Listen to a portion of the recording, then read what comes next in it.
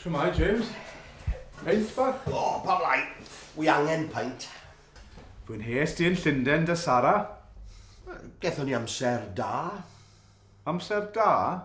Dim amser da iawn? Gethon ni ddadl. O. Be ddigwyddodd? Oedd hi moyn siopa drwy'r dydd.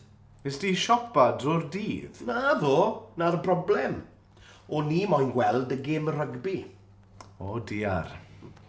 A fi i Oxford Street ac es i i dafarn y Rose and Crown. Call iawn.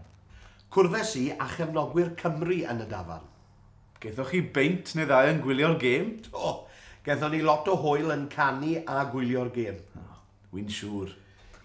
Ethon nhw mlaen i dafarn arall, y King's Arms.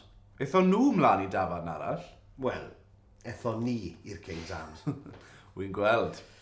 Yna, es i gwrdd â Sara chydig bach yn hwyr. Ac wedi meddwi. Wedi meddwi. Doedd Sara ddim yn hapus, felly. A thi'n wallgo. Ges i ddarlith am wario gormod, a gwariodd hi 200 pint yn y siopau. Menwod.